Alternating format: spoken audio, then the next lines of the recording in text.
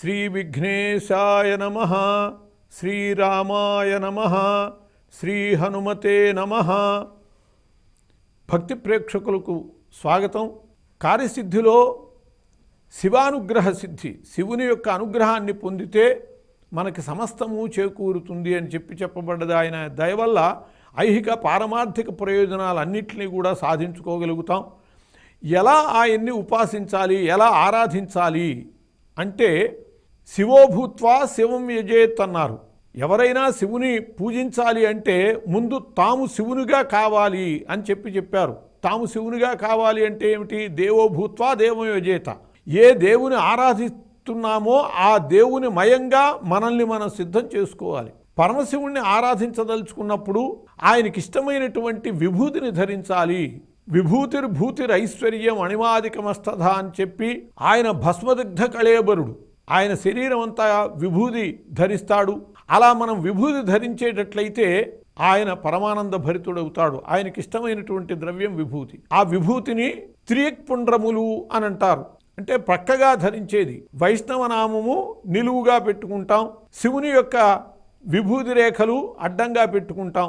అవి సత్వరజస్తమో గుణములకు ప్రతీక అన్నారు. లలాటమునందు కనుక ఆ విభూతి ఉండేటట్లయితే అటువంటి వాణ్ణి బ్రహ్మదేవుని రాత కూడా ఏమీ చేయదు.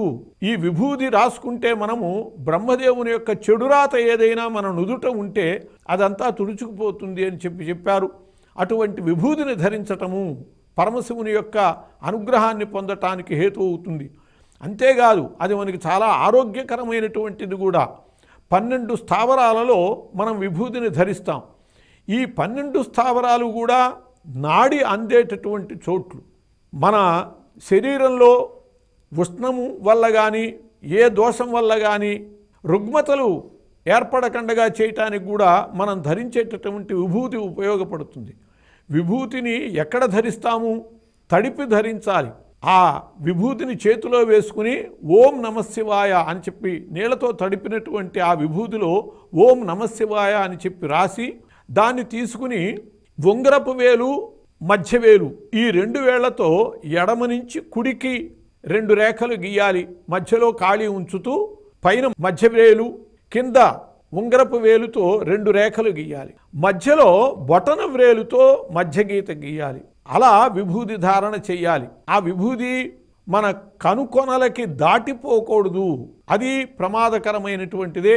అట్లాగే చాలా పొట్టిగా ఉండటం కూడా అది ఆయుర్దాయాన్ని తక్కువ చేస్తుంది అని చెప్పి అది ప్రమాదకరమైనదే. కాబట్టి సుమారుగా మనకి లలాట భాగంలోనే మనకి ఏదైనా జ్వరం వస్తే లలాట భాగం మీదే గుడ్డ వేసి తడిపినటువంటి గుడ్డ వేస్తారు. అంటే రక్తంలో ఉన్నటువంటి ఆ వేడిని లాగేసేస్తుంది. మనం విభూతిని తడిపి పెట్టుకోవటం ద్వారా మనకు ఆ లలాట భాగంలో ఉండేటటువంటి విభూతి మన రక్తంలో ఉన్నటువంటి దోషాన్ని తుడిచేస్తుంది. ఆ లలాట భాగము అవిముక్త క్షేత్రము అని చెప్పబడ్డది. అవిముక్త క్షేత్రము అంటే వారణాసి. పరమశివుడు ప్రళయకాలంలో కూడా వదిలిపెట్టకుండా ఉండేటటువంటి స్థావరము ఆ విముక్త క్షేత్రం వారణాసి. అక్కడ మనం తిలకధారణ బొట్టు పెట్టుకుంటాం. దానివల్ల పరమశివుడు పరమానంద భరితుడయి మనల్ని అనుగ్రహిస్తాడు. విభూతి అంటే ఐశ్వర్యమే. అటువంటి ఐశ్వర్యాన్ని మనం పరమశివుని ద్వారా పొందదలుచుకుంటే, ఆయన యొక్క అనుగ్రహానికి పాత్రులం కాదలుచుకుంటే విభూతిని ధరించాలి. దేవోభూత్వా దేవం యజేత, శివోభూత్వా శివం యజేత్. ఆ పరమశివునిలాగానే విభూతి ధరించి రుద్రాక్షమాలను ధరించి ఆయన యొక్క సేవ చెయ్యాలి అని చెప్పబడ్డది. స్వస్తి.